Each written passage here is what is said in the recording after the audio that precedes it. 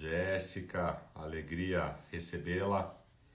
Estamos gravando a partir deste momento mais uma live das quartas-feiras com todos vocês e hoje com Jéssica Buiar, tratando sobre a eficácia do trabalho e do estudo do preso para fins de ressocialização. Será uma alegria estarmos juntos. Estamos aqui recebendo Raquel, amiga de São Paulo, seja bem-vinda. E a Jéssica já está conosco, já vou adicioná-la aqui. Luciane Maluf sempre conosco, Lucas Otsuka, doutor Marcos Vinícius Michelotto, ainda hoje à tarde falamos de você aí com um amigo comum. E vamos lá com a Jéssica, que está entrando conosco.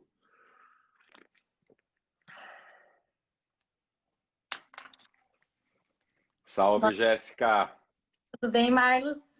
Tudo bem? Seja bem-vinda, uma alegria recebê-la. A alegria é toda minha. Me ouve bem? Sim, e o doutor me ouve bem também? Super bem, muito legal.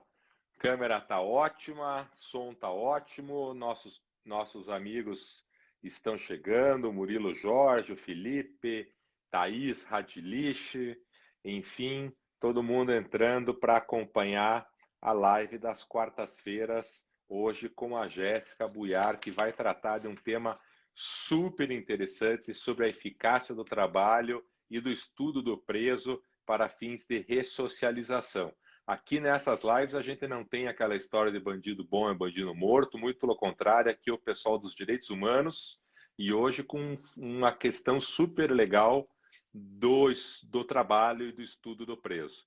Então, Jéssica, para a gente começar com tudo, eu queria te agradecer demais o aceite do convite, você que é uma advogada de trincheira, atuante, uma pessoa que a gente sempre vê trabalhando aí nos tribunais, e no tempo pré-pandêmico, nas quintas-feiras, sempre nas sessões criminais aqui do Tribunal de Justiça do Estado do Paraná, está sempre aí correndo nas delegacias, nas penitenciárias, enfim, uma advogada guerreira, combativa, e eu fico muito feliz que você aceitou o nosso convite.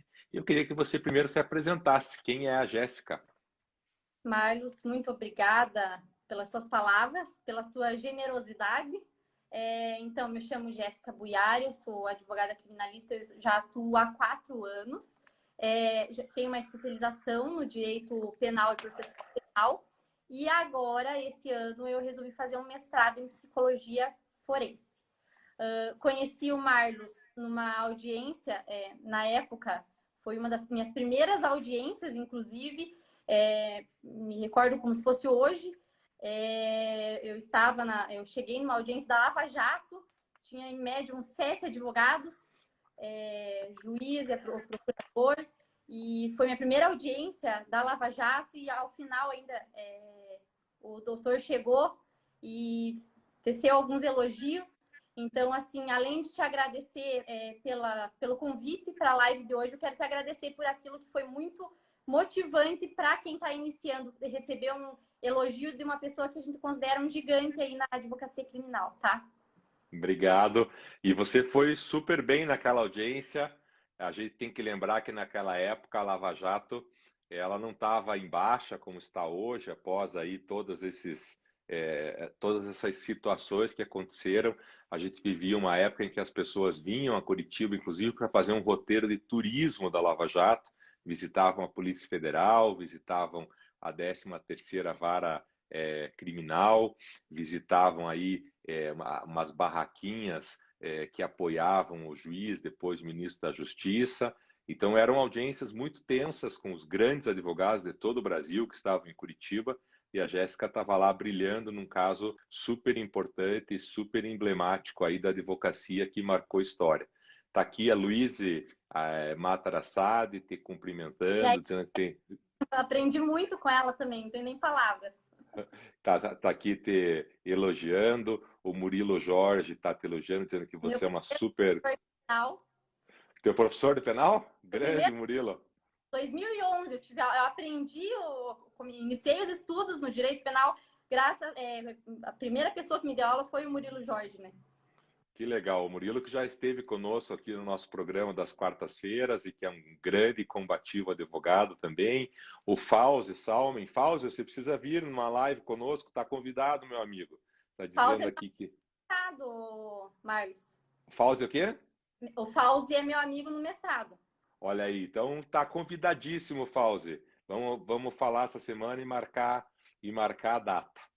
E o Gui Justus aqui elogiando, enfim, se a gente for ler todos os elogios para você, a gente não vai falar daquilo que interessa, que eu quero agradecer todo mundo pela participação, quero dizer que o chat está aberto, façam as suas perguntas, comentem e nos interrompam, porque hoje a Jéssica vai trazer, ela que está no mestrado, vai trazer o tema que ela está desenvolvendo, que tem aqui, a gente precisa lembrar, a Jéssica me corrija, um viés da área de psicologia, mas ela vai explicar isso, e é sobre a questão da aplicação do artigo 126 da Lei de Execuções Penais para a ressocialização do preso, que é a questão do preso, do trabalho do preso, do estudo do preso. Então, eu gostaria que você entrasse nesse tema para a gente debater, Jéssica. Fique super à vontade. Inicialmente, quero apresentar um pouco dos meus motivos pelos quais eu me interessei pelo mestrado em psicologia forense. Várias pessoas me perguntam, né, porque a maior parte dos advogados, quando decidem, os advogados criminalistas, quando decidem, eles, enfim, vão para o direito penal, direito processual penal, constitucional, e eu, enfim, em 2018 já tinha intenção, na verdade, desde que eu fazia faculdade, eu já era muito interessada nesse mestrado de psicologia forense. Eu me formei pela Universidade Tuiuti, então, na época que eu fiz faculdade, eu tinha alguns professores que estavam fazendo mestrado, inclusive o professor Murilo Jorge, que está nos acompanhando aí, e eu sempre admirei muito todas as linhas de pesquisa deles lá, e por conta disso, acabei optando pelo mestrado, e também já por estar na casa, enfim, sempre... meu sonho, desde que eu comecei a fazer faculdade de Direito na Tuiuti, era dar aula na Tuiuti.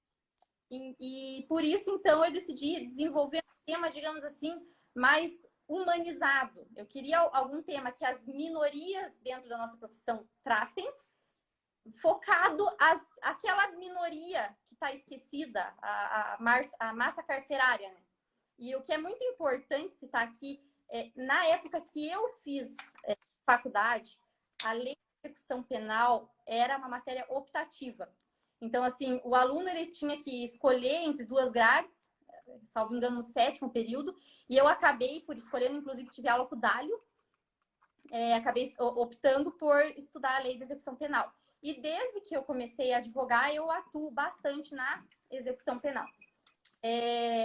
Saudoso, a gente vai te interromper para fazer uma saudação especial ao nosso saudoso, querido amigo, já falecido, Dálio Zipim Filho, que foi um grande advogado do estado do Paraná. Foi teu professor de execução penal, Jéssica? Ele foi meu professor e, assim, aprendi muito bem a lei de execução penal com ele, só que é lamentável que na época era optativa.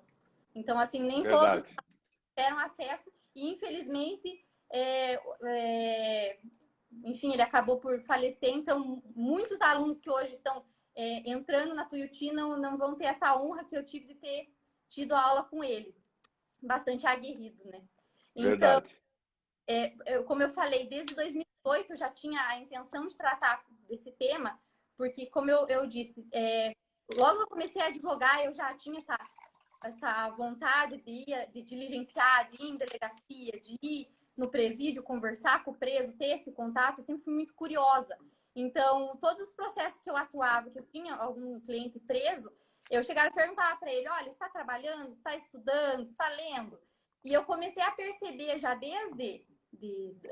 na verdade, eu comecei a advogar em 2017. Em 2018, eu comecei a advogar sozinha daí, né? Então, eu comecei a tentar verificar essa questão, se eles estavam conseguindo essas modalidades de remissão. Porque, assim, em que pese a lei de execução penal, ela prevê que é um direito do preso, é muito difícil um preso que consiga remir a pena dele utilizando-se do trabalho, do estudo e da leitura. Assim, como advogada, atuante na execução, eu digo com propriedade, é muito difícil que você consiga as 3 modalidades. Então, o que me chamou a atenção foi que, em 2018, em uma das minhas visitas, atendimento a um preso na PCLP, que é a Penitenciária Central do Estado, Unidade de Progressão, eu tive contato com o meu cliente e graças ao Tairone, que já foi também diretor da PCLP, hoje é meu amigo de tanto que a gente conversa sobre a unidade prisional, eu tive... Inclusive, Jéssica, o Tairone acabou de entrar. A hora que estava falando o nome dele, o Tairone Silva entrou.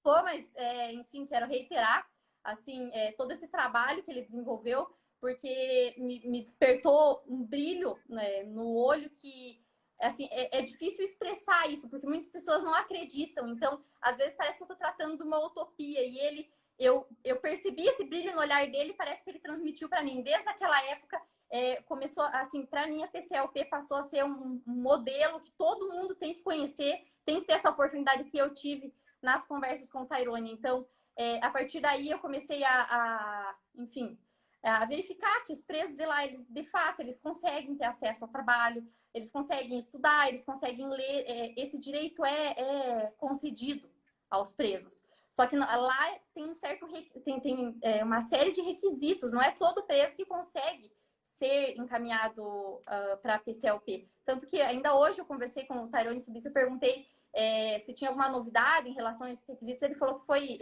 publicado um decreto há 2 semanas, eu não tive acesso ainda. Eu preciso até verificar por conta da minha pesquisa, né?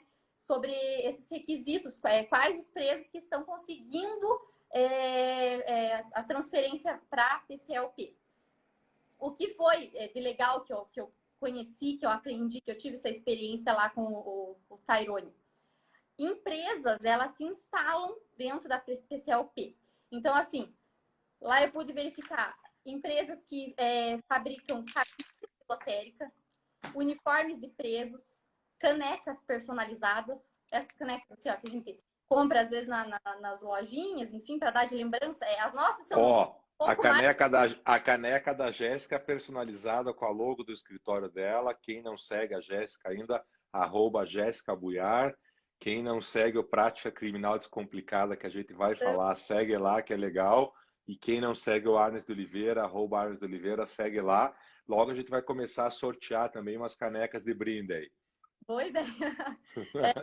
Então, lá na PCLP também tem tem instalada uma fábrica lá que faz, os presos mesmos confeccionam essas canecas personalizadas. Além de uma outra empresa que me chamou bastante atenção nessa minha primeira visita, que é de lacre de torrada. Aquelas torradinhas que a gente compra, aquele lacrezinho que vem, que até terminar de consumir ela. Aquilo lá, os presos da PCLP colaboram na fabricação. Então, assim, às vezes chega algum material para nossa casa, a gente nem sabe, e por trás tem um preso trabalhando, um preso com uma esperança de que vai sair mais cedo. Então, tem todo um histórico naquele objeto que a gente compra e a gente nem sabe. Enfim, pude verificar as salas deles. Uma coisa também que é muito interessante lá é a organização dos X deles. Assim, tudo muito limpo, muito legal mesmo. Assim, os presos, eles têm esse ânimo de se organizar. Jéssica, conta para o pessoal o que é o X deles. Tem gente aqui que não é da área criminal, que não é advogado. Eu quero cumprimentar um grande advogado criminalista que com certeza sabe o que é o X deles, que é o Haroldo Natter, que está aqui conosco. Obrigado, Haroldo. Quero cumprimentar o pessoal do PEP, que está conosco, o Carlos Gomes, a Marília, o Gustavo, tanta gente boa que está aqui, todos os amigos. Se vocês estão gostando da live da Jéssica Buiar sobre o trabalho, sobre o estudo do preso, ela está contando aqui a experiência sensacional da penitenciária central do Estado, da unidade de progressão, como que funciona. Então, se você está gostando, manda um aviãozinho para todo mundo aí avisando que está acontecendo, chama os amigos, dá um coraçãozinho aqui para a Jéssica saber que está todo mundo feliz, faz as perguntas que quiserem e a Jéssica volta já com o X. O que é o X deles, Jéssica? é a cela, certo? Só que da PCLP a gente talvez nem possa chamar de cela assim, como que eu posso dizer, o espírito ali da coisa é diferente, sabe? Como eu te falei, toda essa oportunidade que eles dá ao preso, parece que dá uma esperança dele cumprir a pena da melhor forma possível ali, sabe? Isso é muito interessante. Legal. Então, e daí o que acontece? Ano passado, eu conheci um empresário que tem, inclusive, um módulo de trabalho dentro da PCLP, pude conversar com ele. E o que, assim, me chamou muita atenção, eu fiquei muito emocionada com essa. Eu fico muito emocionada com tudo da PCLP, como você pode perceber, né? Mas, assim, fiquei emocionada também com essa conversa que eu tive, porque ele é egresso da PCLP. E hoje em dia ele tem uma empresa que ele conseguiu colocar lá dentro. Então, assim, é um preso que já ele sabe da importância que desenvolver trabalho lá dentro, ele sabe como um trabalho deve ser desenvolvido lá dentro para poder tratar o semelhante dele de uma forma que também tem essa esperança que ele teve hoje em dia, até conseguiu, enfim, abrir essa empresa e seguir a vida, constituir família.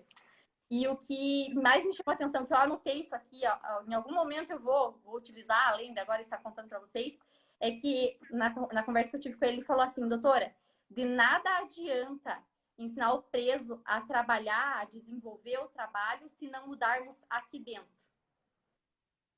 E ele me falou, Verdade. e assim, o que ele faz lá para poder mudar aqui dentro? Ele, além de ensinar todo o trabalho, o desenvolvimento desse trabalho aos presos, ele me disse que em determinado momento do dia ele faz todo mundo parar, eles têm conversas como se fossem rodas de conversas, enfim, que ele dá conselhos aos presos. Ele pergunta se estão satisfeitos com o trabalho que estão desenvolvendo, se estão gostando de aprender aquilo e, inclusive, indica a leitura de livros. Enfim, ele consegue ainda fazer um trabalho de empoderamento para o preso. E é importante isso porque ele precisou passar por isso para saber. Muita gente olha e fala, que bobagem isso, põe para trabalhar, tem que trabalhar para o Estado. Tá ali já sem fazer nada, vai trabalhar. Mas assim, ele consegue ter essa empatia de olhar para o preso e falar, não adianta só, ele não é uma máquina. Ele precisa trabalhar, mas ele precisa mudar a cabeça dele para ele não voltar aqui. Assim como eu, entendeu? Isso foi, assim, muito legal. O Haroldo está dizendo aqui que é uma verdadeira terapia de grupo, né? Exatamente. Legal. Eu também trabalho com o Haroldo. Eu já trabalhei e trabalho com bastante gente. Verdade. Então, e daí sobre essa questão aqui dessa entrevista que eu consegui fazer. Antes do mestrado, antes de conseguir passar no mestrado, eu já estava tentando coletar dados aí. Cheguei muito feliz, logo que, enfim, a minha orientadora me escolheu, a doutora Paula Gomide. Cheguei muito feliz com essa questão aqui para ela, essa entrevista que eu fiz com esse egresso e hoje em dia empresário da PCLP. Falei, olha, professora, dá para a gente usar aqui no meu projeto de pesquisa? Só que acontece o seguinte, é um caso. Para eu conseguir comprovar que o trabalho, que as atividades que a PCLP desenvolve, eu preciso, no mínimo, coletar 100 amostras. Então, pro mestrado. Exatamente, para o mestrado. Porque assim, eu olhando de fora e um pouco de dentro, né? Porque como advogada a gente está ali sempre. Eu tenho essa sensação de que dar ao preso o direito de trabalho, estudo, leitura, colabora com a sua ressocialização. E assim, tenho certeza que a maioria dos colegas advogados também tem essa imagem. Só que para eu poder comprovar dentro do meu mestrado em psicologia forense que isso é real, eu preciso coletar dados. Então, no mínimo, eu preciso avaliar o perfil psicológico de 100 presos. E esse vai ser o trabalho que eu vou desenvolver agora dentro do mestrado. Muito bom. E até eu quero te dizer que o delegado chefe do Instituto de Identificação do Estado do Paraná, Marcos Vinícius Michelotto, que faz um grande trabalho, foi delegado-geral do Estado do Paraná, está aqui dizendo que nós precisamos de mais profissionais com essa iniciativa e espírito de mudança. Parabéns, está te cumprimentando. Legal, obrigado pela participação, Michelotto. Muito legal. E você vê que é uma união, né, de advogados, de delegados, de Ministério Público, de juízes, enfim, tem muita gente em todas as áreas interessado, sem contar o pessoal da psicologia, do serviço social e tantas outras empresários, mas há uma união para que a gente consiga efetivamente trazer uma ressocialização para essa massa carcerária enorme que a gente tem. Então você tem que coletar 100 dados de 100 presos que estão no semiaberto. É isso, Jéssica? Não, na verdade, 100 presos que estão para sair do fechado e ir para o semiaberto. Ok. Então, eu vou explicar aqui que são 2 cenários distintos. Ótimo. O primeiro é essa questão. Eu preciso analisar 100 presos que estão para ir para o semiaberto, para progredir de regime. Só que eu não posso só analisar presos da PCLP. Eu preciso tentar confrontá-lo com de outra unidade. Então, agora, nesse primeiro momento, a penitenciária que eu escolhi foi a CCC, Casa de Custódia de Curitiba.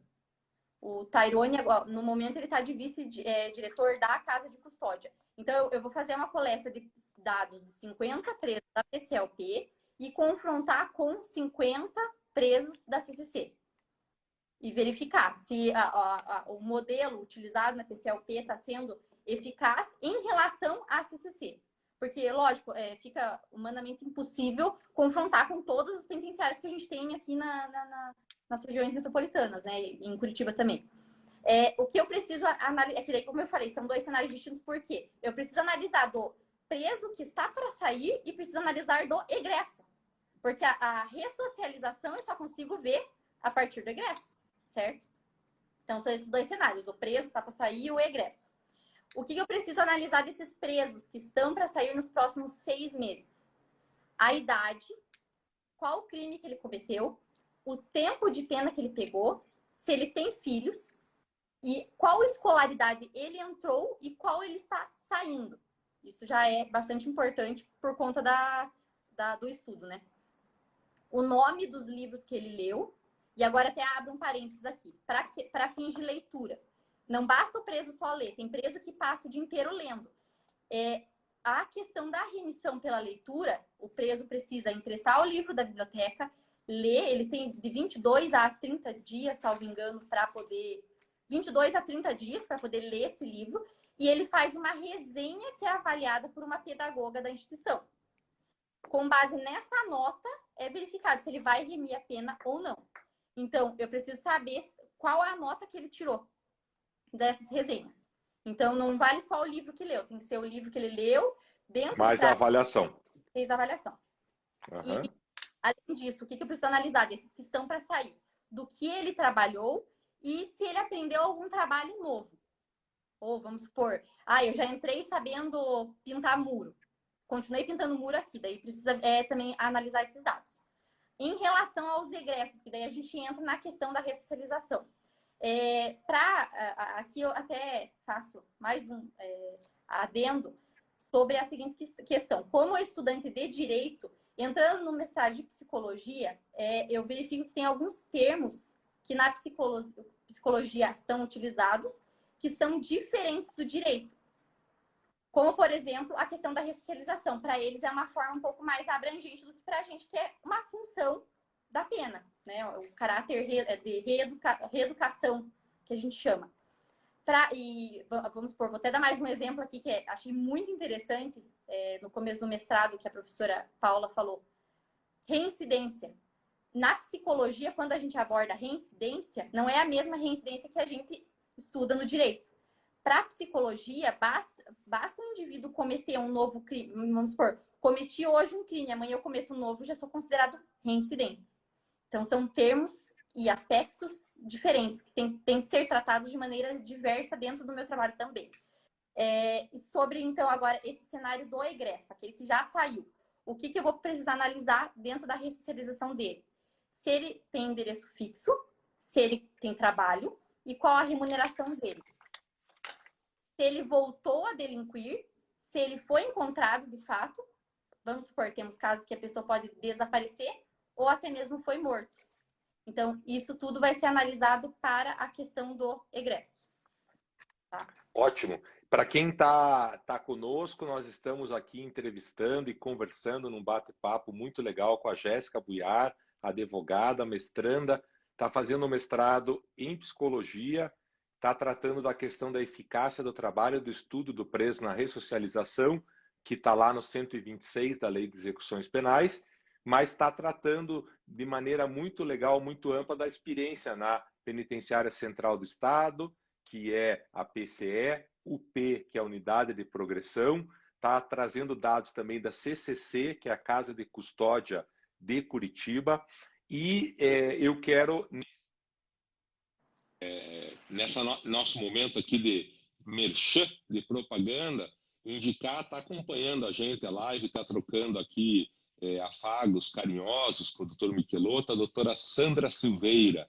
A doutora Sandra tem um trabalho maravilhoso com a comunidade carente de rua, através de um grupo chamado Anjos do Asfalto, e que eu quero recomendar fortemente. Quem puder participar com qualquer valor, com qualquer doação, entra aí, @Sandra R. Silveira. É um trabalho magnífico, um trabalho emocionante. Ela estava agora elogiando o doutor Michelotto elogiando, mas todo mundo conhece a Sandra por esse serviço social que ela faz. E ela, junto com o Ronaldo, grande amigo nosso, e que também sempre está conosco aqui nas lives, ainda atendem outras demandas. Por exemplo, esses dias faleceu uma pessoa, não tinha condição nem de pagar, a família não tinha condição nem de pagar o sepultamento. A Sandra aí convocou os amigos, então quero te parabenizar de público aqui, Sandra, e recomendar quem puder ajudar. Toda a quantia é bacana e a Sandra organiza isso com vocês. Está conosco aqui o Gustavo Alberini, nosso diretor do IBDPE, e que coordena aqui no Paraná um grupo do IBCCRIM de investigação defensiva. Obrigado, Gustavo. O Gabriel Bulhões está elogiando a Jéssica pela coragem, pelos posicionamentos. Com certeza precisamos de mais profissionais como você. O Gabriel, que também, como o Gustavo, é um especialista aí na área da investigação defensiva. Trabalhamos os três juntos num grupo em São Paulo com esse tema. O William Feitosa está conosco. Doutora Sandra, você merece, uma alegria. E aí eu volto, depois desse merchan do Anjos do Asfalto, com @Sandra R. Silveira. Sigam lá, se ofereçam para ajudar. Eu volto com a Jéssica e o projeto de mestrado, que é o nosso tema aqui. Fazer um relato aqui. Logo que eu comecei a advogar, estava Campo Largo. E tá tendo trabalho. Será que é para mim? Um pouco a tua voz agora. Oi, tá me ouvindo? Tá. Você me ouviu bem? Sim. Então, logo que eu advogar uma vez preso, que estava passando, a família estava passando, ele estava preso na delegacia. E eu conversei com a doutora da situação dele. Ele tinha 4 filhos, só ele trabalhava, né, preso, e a necessidade das crianças próximas do Natal. E a doutora Sandra, agora eu vou ajudar essa família. E ela me kit de material escolar, cesta básica, ela ajudou muito essa família. Então, assim, eu também sou testemunha de toda essa bondade da doutora Sandra aqui. E Sandra, mais um relato emocionante aí sobre o teu trabalho. Jéssica, está dando um pequeno eco na tua... Será que é o fone ou... Eu tô sem fone. Acho que se você colocar o fone ajuda, não? Vamos tentar? Desculpa. Vamos ver se...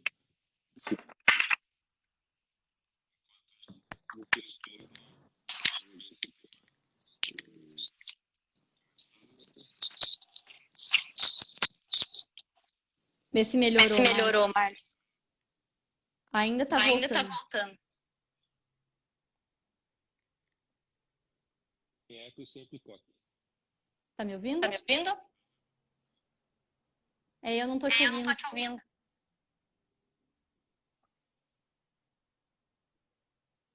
Eu acho que eu vou sair e entrar de volta, tá?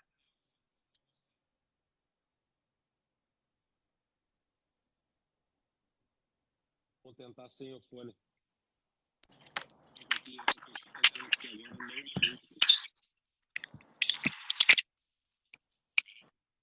Tendo tudo aqui. Agora não estão. Olha aí pra mim.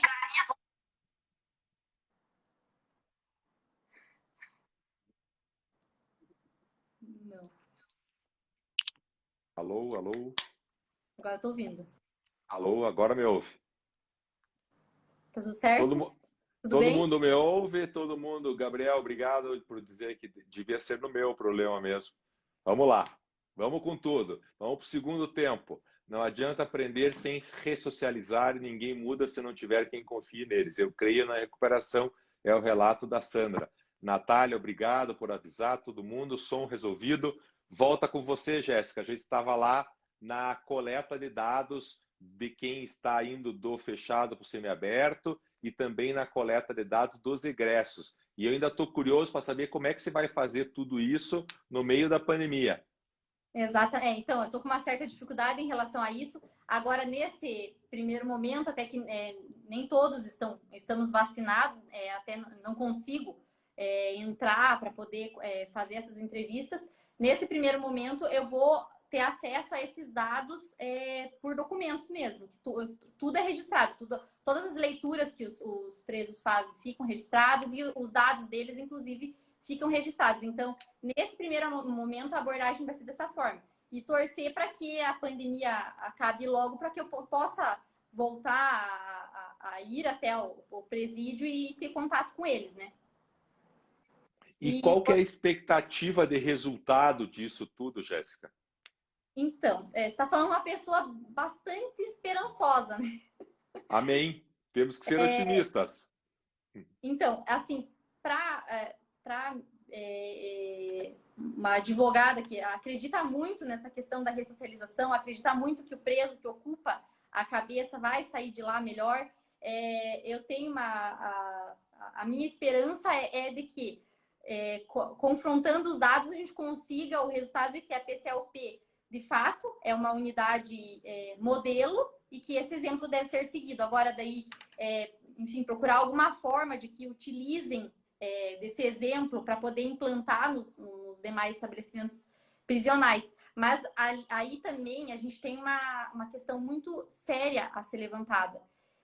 De nada adianta mudar o preso, conseguir fazer com que ele consiga se especializar, ele saia de lá com uma escolaridade, digamos assim, entrou com o ensino fundamental, sair de lá com o ensino médio, até mesmo com faculdade. E se a sociedade também não mudar um pouco essa consciência, a cabeça, não mudar a cabeça e poder receber esse preso, acreditar na ressocialização dele, dar a ele uma nova chance. Então, assim, eu creio que a gente vai conseguir provar que essas formas de remissão previstas na Lei de Execução Penal, elas são válidas, sim, para fins de ressocialização, mas também a gente precisa muito dessa resposta da sociedade, precisa muito que o indivíduo que saia de lá consiga a chance de poder se reinserir no mercado de trabalho, de continuar seus estudos, porque deve ser muito difícil para um egresso conseguir frequentar uma sala de aula, por exemplo, depois que saiu, conseguir um emprego, porque eles pedem, eles querem saber se a pessoa já cometeu algum crime. Então, seria mais nesse sentido. E só mais uma questão que eu queria levantar aqui, não vou levar para o meu trabalho, mas assim, eu fiz mesmo por curiosidade. Ontem eu fiz duas enquetes, na verdade, no Instagram, perguntando se as pessoas acreditam que que o estudo e o trabalho do preso contribuam na ressocialização. E eu fiz 2 questionários. Um para o pessoal que não é do direito e o outro para o pessoal que é do direito. de quem não é do direito, 112 pessoas votaram e eu tive apenas 4 votos que falaram que não acredita que isso vá somar em alguma coisa. Só que eu fiquei feliz, porque desses 4 votos, uma moça me chamou e falou, eu votei sem querer. Então, são 3. Certo. E sobre o pessoal do direito, 119 pessoas votaram. Dessas 119 pessoas do direito, 5 votaram que não acreditam que o trabalho e estudo contribuam para a ressocialização do preso. O que me chamou a atenção no pessoal do direito é que dessas 5 pessoas que votaram, 2 são advogados criminalistas. Então, muito depois até vou tomar a liberdade de conversar com os colegas, perguntar, enfim, se atuam na execução, se já tiveram casos, enfim, quais são esses casos também, se puderem me passar mais informações e do porquê que eles não têm essa esperança que eu nutro diariamente. Seria isso. Não, e veja, Jéssica, nós temos aí Dom Paulo, quando fundou a pastoral carcerária na década de 70, e essa mensagem fica até hoje dele, ajudar os presos, e aqui ele não falava dos advogados, mas de todos que ajudam os presos, é um ato revolucionário. De lá para cá, ele se tornou um ato ainda mais revolucionário, porque, como nós dissemos no início da live, a sociedade, via de regra, é uma sociedade que acredita que bandido bom é bandido morto. Como não existe uma regra geral, e a gente deixou claro que todos aqui somos do pessoal de direitos humanos, como diz lá os emblemas, a gente tem aí delegados de polícia, juízes, promotores nos acompanhando que pensam, todos nós pensamos em ressocialização, em realmente auxiliar o preso. Mas, infelizmente, mesmo entre os advogados criminalistas, tem, por mais paradoxal que seja, né, porque o advogado criminalista é o defensor das liberdades, é o defensor primeiro dos presos. Quem trabalha com presos está acostumado. Aqui tem um depoimento que o Tairone mandou, a Marion Bach está aqui te elogiando e elogiando também o Tairone, mas o Tairone mandou aqui uma mensagem que ele recebeu dias atrás de um interno da Penitenciária Central do Estado, da Unidade de Progressão. Boa noite, senhor Tairone. Aqui é o Nácia, né? Tudo bem. Passando aqui para agradecer ao senhor e toda a equipe da unidade que muito me ajudaram aí. Obrigado, amigo. Deus abençoe. E quem trabalha com os presos recebe essas cartas diariamente. Hoje, né? Quer dizer, eles estão mandando carta para os seus advogados, para os seus psicólogos, para o assistente social. Imagino que a Jéssica tem aí muitas cartas. E nesse assunto do Dom Paulo, Jéssica, eu não sei se você tem essa notícia. O Haroldo, ele está dizendo qual que é a importância das pastorais carcerárias para a ressocialização dos presos. Ele pergunta se o trabalho das pastorais está em devolver ao detento uma esperança de um futuro melhor. Você tem uma notícia de como que essas pastorais estão trabalhando hoje? Olha, eu tive pouco contato com pastoral, assim, uma ida ou outra no presídio eu conversei algumas vezes. Mas, assim, sobre o trabalho em específico deles, a gente sabe que muitos presos saem com uma religião lá de dentro. E acho que isso é muito importante também. E, inclusive, agora a gente tem até essa questão uma recomendação do CNJ que prevê a remissão pela leitura da Bíblia. Então, isso já, por si só, na verdade, ajudaria nas duas formas, né? Para poder ter essa questão da religião, que é, enfim, a fé ajuda em muito, principalmente nesses casos, e também a questão daí colaboraria com a remissão. Só que a questão da leitura, agora só abrindo mais um parênteses, né? A questão da leitura da Bíblia, eles estipulam exatamente quanto que você tem que ler do Novo e do Velho Testamento e fazer a resenha. Seria isso. Mas sobre o trabalho das pastorais, até me instiga o assunto, mas nunca tive essa informação a fundo. Eu sei que muitos presos saem de lá com uma religião já definida, né? Eu também não tenho essa informação, Haroldo. Vou pesquisar e até localizando passo para a Jéssica, passo para você, porque na experiência última que eu tenho tido nas visitas nos últimos anos, tem uma presença muito forte das igrejas neopentecostais, enfim, que inclusive em alguns lugares se contrapõe às próprias facções organizadas, PCC, entre outros, né? Você pretende abordar essa questão de alguma forma na ressocialização, o papel do PCC ou de outras organizações, Jéssica, ou não vai passar por isso? Olha, não está no meu projeto, mas eu posso até dar uma observada agora, que foi uma ideia muito boa que surgiu aqui.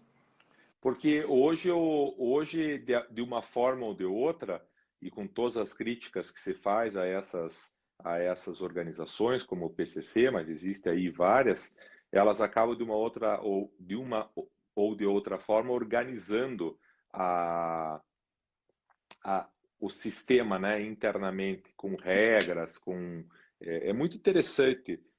Eu tenho lido bastante sobre essa questão do PCC, as regras próprias, enfim, há determinações, há julgamentos, há todo um estado paralelo e há uma série de problemas, como, por exemplo, o narcotráfico, que o PCC hoje domina não só no Brasil, mas em toda a América Latina e em boa parte da Europa. Mas, no que diz respeito à parte interna dos presídios, o PCC acaba tendo um papel que o Estado não conseguiu ocupar e que até eu indiquei no Dica do Marlos de um sábado desse, um livro chamado A Guerra, que é um estudo acadêmico, mas muito interessante de ler, sobre como que o PCC ocupou esse papel do Estado dentro dos presídios. E conversando com alguns delegados, eles confirmaram essa análise que foi feita pelo livro, bem bacana. Talvez eles tenham alguma atividade aí na questão da leitura ou do trabalho do preso, porque você falou que a Penitenciária Central do Estado ela é diferente da Casa de Custódia. Quer dizer, a Penitenciária Central do Estado tem uma unidade de progressão e nessa unidade de progressão as pessoas têm trabalhos a fazer. Existem outros presídios que também têm essas unidades de progressão e que podem ter, os presos têm trabalho?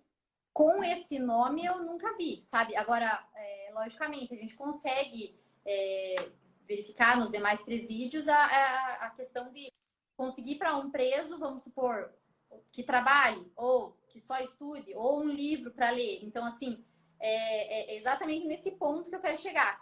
A lei, ela diz que o preso tem direito a todas essas formas de remissão. Só que não é, o Estado não dá conta, é exatamente isso que você falou, o Estado não dá conta. Então, unidade de progressão até o momento não vi. A minha orientadora, inclusive hoje na orientação que eu tive com ela, ela pediu para verificar sobre a penitenciária de Guarapuava, que ela disse que desenvolve um trabalho muito semelhante à PCLP. Mas confesso que ainda não tive contato com eles lá. Mas o que eu quero ver é justamente isso. Se estudando sobre essas modalidades de remissão, a gente consegue encontrar alguma forma de implantar, porque é um direito. Então, implantar esse direito, conceder ao preso o direito. Se ele não fizer, porque ele não quer, mas o direito está ali para ele. Então, assim, conceder a ele o direito de todas as modalidades possíveis para poder remir pena, né? Então, seria mais nesse sentido. Mas, assim, confesso, até no CMP, eu já consegui para preso artesanato, leitura e faculdade online, né? Mas, assim, tem outras modalidades também que a gente conseguiria trabalhar. O problema é ter espaço também para todo mundo, né? Porque daí precisa também da escola, a pedagoga à disposição para poder corrigir as resenhas. Então, demanda também essa prestação do Estado, né? Lógico.